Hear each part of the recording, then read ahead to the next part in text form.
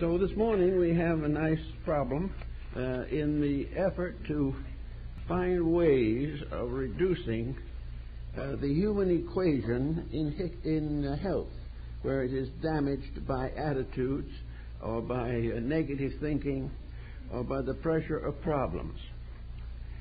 Long ago, Plato made the statement that all forms of government are satisfactory, suitable, and proper if they are honestly administered. That if the best rule and the rest obey, we have a proper commonwealth. He said that a good king was better than a bad dictator, and a good dictator better than a bad politician. All of these things already sum up to integrity. Now, the Neoplatonists took this problem a little further, namely that the only ultimate government that is going to solve our problems is self-government. We are going to have to do it for ourselves. And it is good to notice that this time particularly, that all over the country and in many parts of the world outside of this area, efforts are being made by individuals to do things for themselves, to correct the mistakes of leadership, to repair the damage of selfishness, and to overcome the consequences of ignorance. These processes are very encouraging. In fact, it's probably true to say that the present moment is one of the best that we've gone through in a long time, although to most people it is maybe one of the worst. It is the best because at last more and more people are beginning to think. They are beginning to realize that legislation will not result in integrity. Integrity comes with the individual himself. And after a while, we not only find the people ruling themselves, but the person ruling himself. The directives for such rulership, of course, arise from personal experience, from tradition, from the spiritual institutions of mankind, from the ancient philosophies, arts, and sciences, but most of all, from an interpretation of these values, by means of which they become part of a strong moral perspective on life. Now, when we come down to the individual, we find his condition very much mirrors the social situation of today.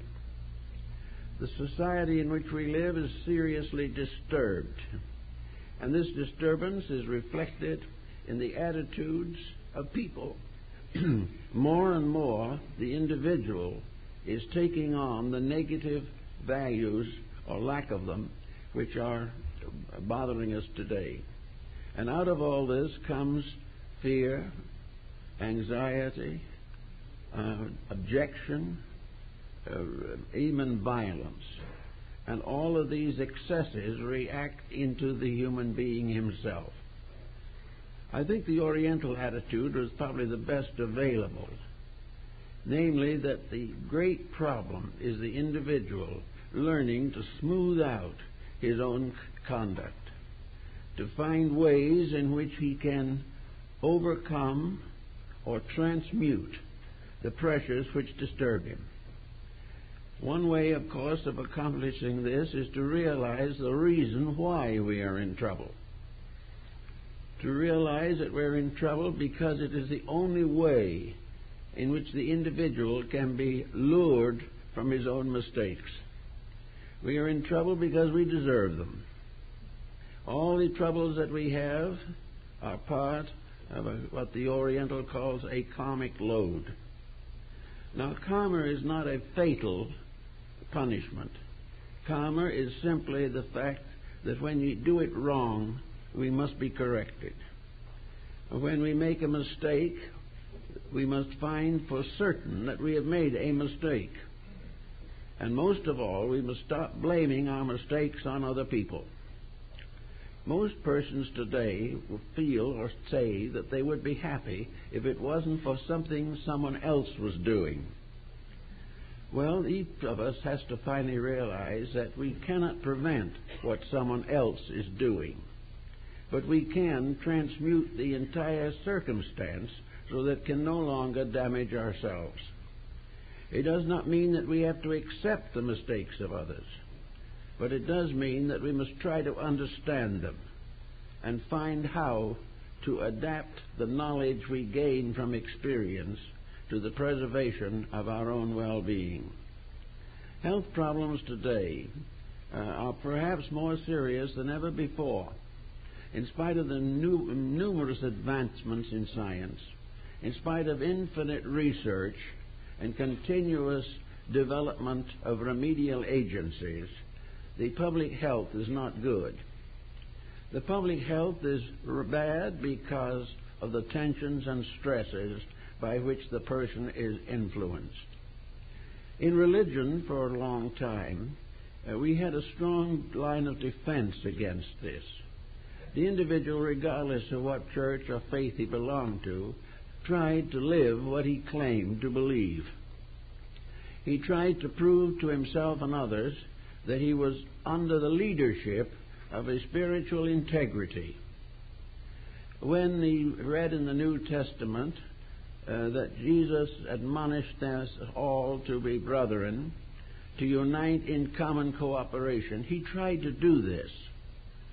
But today, this type of thing is no longer as meaningful as it should be.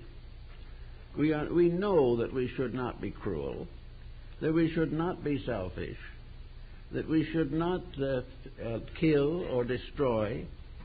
These things we accept upon the basis of our religious convictions.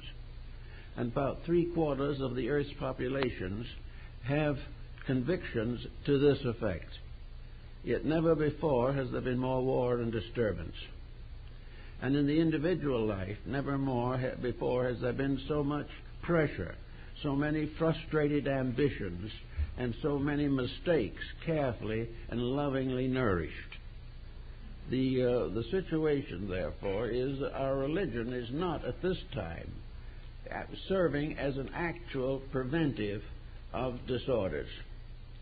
When we claim to be a Christian, the theory is that we shall obey the teachings of Christ. The acceptance of the fact that they are good is of very little practical value unless this acceptance involves our definite dedication to fulfilling these statements. If we do really believe that we should love one another, then the fact that we are baptized or converted into a certain faith does not permit us to keep on disliking everybody in the name of God. We do not have the right to claim a religion that we do not practice. And we do not practice a religion unless it does something to change us for the better. Therefore, we have all over the world devout religious people who are not getting any better. In fact, they are getting a little worse. They're using their religion as a very powerful defense, and for their religion they are willing to die. But for their religion they are not willing to live. And this is a very sad state of affairs. But out of it comes the inevitable conclusion that the religion was the more important factor. No matter what we claim to believe, we are what we do. We are the standard of living by which we seek to face the problems of life. Actually, the temptations that affect us and burden us today are largely personal selfishness, grudges, and all kinds of negative attitudes that have no justification in any religion or philosophy worthwhile. Yet we do not have the skill or the wisdom or the strength to live what we believe. Back in the days when my esteemed grandmother was growing up, the problem was much simpler. She came from Massachusetts and was brought up in the mystical atmosphere of the New England Transcendentalists. These rather gentle people, like Thoreau and Emerson, had a very simple way of life, but they kept it. In the community in which she grew up, Haverhill, Massachusetts, people did not have to fight their neighbors to maintain their integrity. The neighbor had the same integrity as themselves. The individual who was uncomfortable was the one who failed to live the level of the integrities of the community. At that time, people were naturally inclined to be kind. They went to church, they tried to practice what they heard, and they also served each other in 1,000 gentle and kindly ways. All this has been changed. Today, the individual finds very little support from his personal environment. His friends, his relatives, his neighbors are all under the same pressures as himself, and they are all living to compromise their conduct to meet the advantages of profit. All this type of thing makes the person more alone. Instead of society supporting him, he now has to support society. Instead of being controlled, directed, and inspired by reasonable conduct around him, he is forced to try and maintain some kind of a reasonable conduct in the face of constant pressure. Out of this constant pressure comes a negative psychology. The individual gradually undermines his own life. He becomes more and more aware of the delinquencies of the time. He becomes more and more frustrated and unable to cope with a situation which he should never have been expected to face. This business of trying to make people of moderate integrity face incredible temptations is not reasonable or right. But it is so.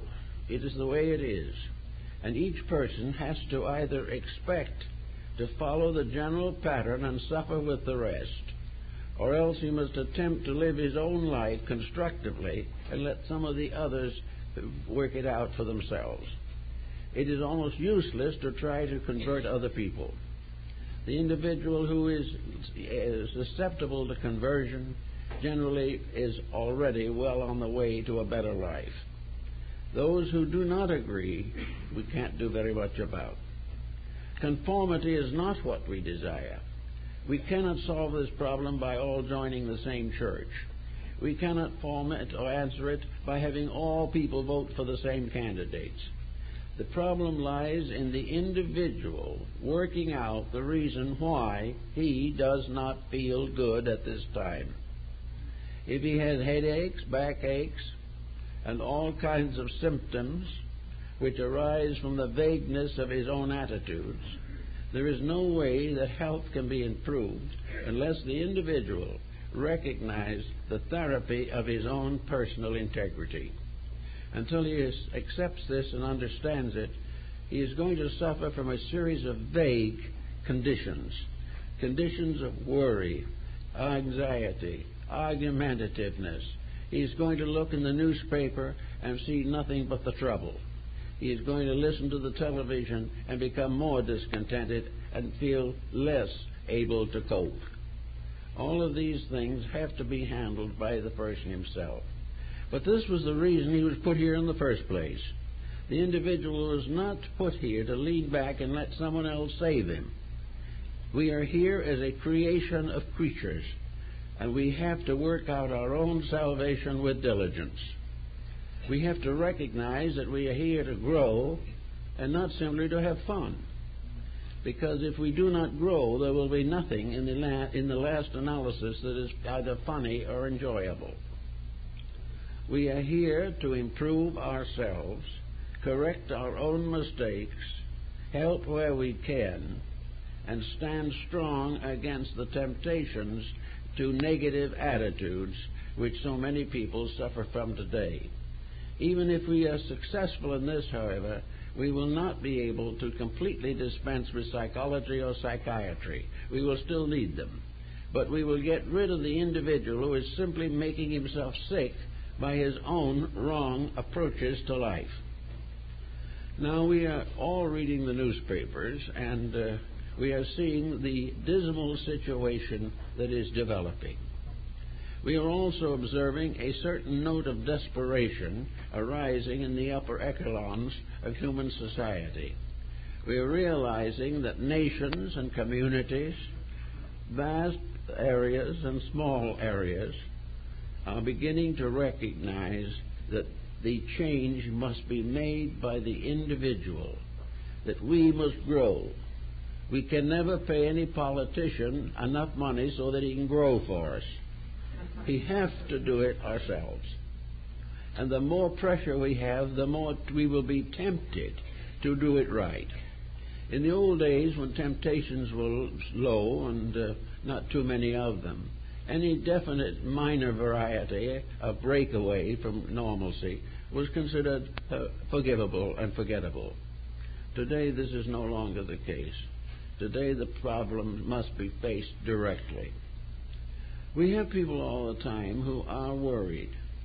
And we have people all the time who are going more and more into a negative reaction. And we also have another large group of people, enlarging considerably, that are rushing around in one direction or another for a panacea for all this. They are trying to find some way of getting out of trouble without changing themselves, or that they can get on a boat that is going somewhere, but they are not the captain. This also is a very dismal failure. There is simply no way in which somebody else can make us strong unless we are willing to try. There's no way that we can find a philosophy of life that is adequate to our needs unless we are willing to live it. There's no longer any way in which we can join our way into security. We have to do it ourselves.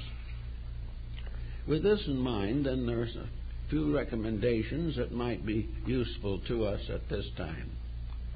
In the first place, we should add up and search out the situation we're in. Find out what kind of attitudes we have in general. Are we by nature optimistic or by nature pessimistic? When I say optimistic, I mean, is there a deep, abiding hope that is available under pressure and stress? Or are we those who are just waiting for the worst to get a little worser? Are we waiting every day for more bad news, and when it comes, sit back in a sad smile and say, I knew it? Are we really people who want to do something, or are we overwhelmed by the negation of things and decided that there's no hope? Well, there is always hope, and nature is so constituted that when an individual gets rid of all hopes, then nature slowly eliminates him and gives him a new chance later to improve his attitudes. But the world will not redeem itself, or peace will not descend upon us until the world itself unites in an effort to achieve it. And in this effort to achieve it, all good progress begins with the individual. Enough individuals make a certain move or assume a certain fact, society changes. It is not changed from the top, really. It is changed from the common average person, who is the most uncommon and miraculous of all creatures. If you have the tendency, therefore, to expect the worst, this you should start to work on as quickly as possible. I know people who have found one very simple cure for much of this. They have done it by a kind of retrospection, always expecting the worst. It has been suggested to some of them that they sit down quietly and look back over their own lives for over a period of years and find out just exactly what did happen to them. Is this knowing of despair and despondency really the result of a tragic life, or has it been simply an attitude which has chosen to ignore all good things and cling unto the ills? Can anyone really look back over a lifetime and not find many things that happened to them that were beautiful, helpful, constructive, and useful? Can we all look back over a period of time and find no friend who was ever any good? And if we did find this situation, have we really analyzed why? If we are friendless, is it because we have never been a friend rather than never had one? If we are friendless, have we had one or two disappointments and then turned against the whole world? Also, if we look through this background, we may find a great many things that can be capitalized in terms of progress. We can learn to value the experiences we have had. We can discover what happened when we were over-gullible. We can find what happened when we lost our temper and made a bad situation worse. We can find out when we were cheated and maybe discover in the quietude of our own lives that that happened because we wanted something that wasn't right or reasonable in the first place. All of these types of reflections will help us to find out what kind of a background in our lives could be held responsible for our present attitudes. Now, there probably will be a tragedy or two all the way along. There'll never be a time when things do not at least occasionally go wrong. But looking back over a period of 40, 50, 60, 70 years, it would seem that we should find that we are reading a book, a biography or an autobiography, and that up to a certain point we have always made this book unreliable.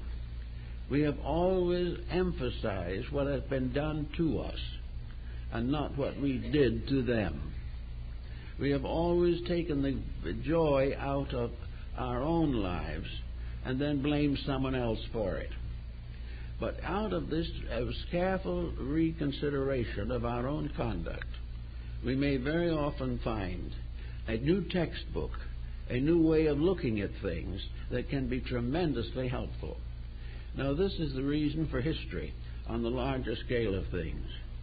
Today we are looking around and we see mostly a history of war and pillage, and we look back upon war and pillage to the beginning when cave people threw stones at each other. But we have also done some very wonderful things which we lose sight of. We lose sight of the tremendous progresses that we have made in a great many fields of action. We realize what has happened in health, for example, that the average length of life back 2,000 years was around 30 years of life. Finally, we got it up in the 10th, 12th, and 11th century to 35 years. In the 18th and 17th centuries, we got it close to 60. Now the records give us more than 70, and it is increasing all the time. Many great diseases have been curbed. Many types of misunderstanding have been smoothed out. We are beginning to be interested in diet, nutrition, all of these things, all of which have old foundations but have been generally ignored. Those who ignore the lessons of the past most quickly are the ones who have the most powerful opportunities and privileges at the present time. It's useless, however, to assume that we are successful because of a wealth which permits us to die of gluttony. These things have to be measured, but in measuring them we can also measure what philosophy has done for us, and we can observe the slow decline of it. How year after year, century after century, human stupidity and avarice has gradually blocked the course of normal mentation. We can see time after time how virtue was sacrificed to ambition, and little by little we can see the consequences of it. We see one empire after another go down. We find one civilization after another fail, almost always because of corruption. Nearly always we realize something that architecture has taught us, namely, that history is a continuing account of lost ground. The longer we go back, the better it was. The more we come forward, the worse it gets. On the grounds, of course, that greater opportunity to be better today than was ever available before, as it made it possible for us to be worse. Now, out of this, we have the people with various ailments. Now, actually, the ancients had quite a good idea of what was wrong with sick people. One of the most interesting of the older healers was Hippocrates of Kos. And he was the one who created what we call today the clinic. He was the first one to make a systematic study of the causes of disease. Also in Egypt, there was a priest who lived about 1,000 years BC who did a work on the study of human health and left behind him a papyrus, the medical papyrus, that was translated and brought into popular circulation only a few years ago. This old document describes ailments, how to treat them, what to do with them. But Hippocrates perhaps was the most successful. When they came to him sick, they gathered in the chapel of Asclepius, the god of healing, a great figure standing with a coiled serpent around a staff, which was a symbol of medicine, and the dog crouching at his feet, the symbol of the service of mankind. And when they got there, the sick people were put on cots and told to sleep for the first night in the temple. And they were to record the dreams that they had, or any experiences or memories that came to them which were dominant and treasureful. And in the morning, the physicians analyzed these reports, and upon this basis accomplished a great deal in the correction of human illness. The dream psychology told Hippocrates the secret attitudes of the people. And where these secret attitudes were bad, health had to suffer. So that the help was not necessarily merely in the dosing of the sick. It was in the cultivating of a proper relationship between the individual, the world in which he lived, and the divine power that governs it. Hippocrates was among the first to point out that all healing actually and inevitably comes from God. The physician is merely the servant of deity. What deity proclaims and decrees, the servant can fulfill. And Hippocrates was very certain that God gave his best help to those who most deserved it, and that he was the one that decided who deserved it. And this deserving was dependent upon character and conduct. So Hippocrates said in many instances that it was necessary for the person to change his ways. And this is always a stumbling block. We will change anything except our ways. We will do anything we're expected to do as long as it doesn't change anything that we're doing now. We see this in the narcotics problem. You see it in alcoholism. You see it where legislators get out and defend the right of the individual to get drunk. We want better laws, but they must not interfere with what people want to do. And if people want to destroy themselves, we should never create laws to prevent this. And if we do create laws, they are almost impossible to enforce, because the person is determined to do what he pleases. And the only final answer, as philosophy has pointed out, is that he must come to the point where he pleases to do that which is right. This is the only answer to most of the physical and emotional disorders of mankind. We cannot say to the individual successfully that he must do that which he will not willingly do. Perhaps we can force him to do it. We may be able to restrict him so that he has no choice but to do it. But when this happens, he becomes neurotic. Because the neurotic is when a person who can't do what he wants to do because he shouldn't. And this combination is almost beyond conflict. We can do very little about it. But we must try to find ways in which the person desires to do that which is best. Now, several circumstances come into that. The individual who is desperately ill and is uncertain about his survival very often has quite a streak of virtue appear in his nature. He is willing to do almost anything to get well. If the doctor tells him that he's got to change his diet, he'll promise. If he has told that he has a definitely difficult disposition, he will agree. And he will swear that he will do something about it immediately. When he's told that he shouldn't keep his mind on his business while he's dying in his hospital bed, he will assure the physician that he has had no further interest in money, because he knows he's behind and beyond the case of where he can do anything about it. But the doctor watches carefully, and the first day that there is an improvement in the physical condition of the patient, he wants a copy of the Wall Street Journal. He's right back doing the things he's always done. As soon as there is hope, he will break the rules. When there seems to be no hope, he will keep the rules for a short time. Now, society is in much the same situation. When society is as bad off as it is here now in the world, it will promise almost anything.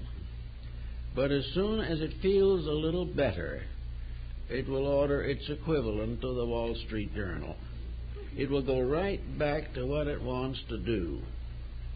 Confucius made this observation years ago in China, that the individual is in some mysterious way so dominated by his own will that he will continue in his course even if it leads to his own destruction. We find, for instance, nowadays a lot of emphasis on diets. Diets are a dozen a dollar. But all of these diets put together accomplish very little permanent result. The individual finally gives up trying because it is too difficult upon him, or in case unwisely done, it is too dangerous. But all the way along the way, we are constantly tempted to do the things that we shouldn't do. And as many of these things are glamorous and apparently pleasant, we are almost certain to compromise our principles. Now then, here's another phase of it. If the present television programs are not sufficient to create neurosis, they will continue until they do. We will find that more and more intelligent people are turning off the sets. This is a sign of a slowly emerging maturity. It is an indication that the individual is realizing to some degree that what he is watching is influence his thoughts, his emotions, and his attitudes toward life. He's also beginning to realize that his children are being very adversely conditioned. And yet you pass a law to prevent this type of thing, and everyone nearly would vote against it. This is the type of problem we have in personal life, to try to make something work quietly, consistently, and intelligently. Some time ago, a group of people came together for a very interesting experiment. They were old friends and all knew each other, and each one was told to make a statement of what he considered to be the most detrimental factor in the life of one of the others. No names were put on. It was confidential, but each person finally had someone that told him why he was wrong. That worked pretty well. Well, I knew one of the members of that little group. They said I had a wonderful time. Of course, nobody paid any attention to it. They just kept on doing as they had been doing. And if they'd known who said it, there would have been an unpleasant relationship. But because nobody knew, it was all fun. But the truth of the matter was, many valuable suggestions were made, but they weren't followed. So start out some morning in the day as you go along and see how you handle the day. See how long you can go without fretting or without being interrupted in something you consider terribly important. That you don't have an argument over the price of something. That you don't open a paper and find the world so bad you can hardly stand it. Or that you go out and everyone is cheating you. And go on through until you finally catch up with relatives and relations and have even worse times with them.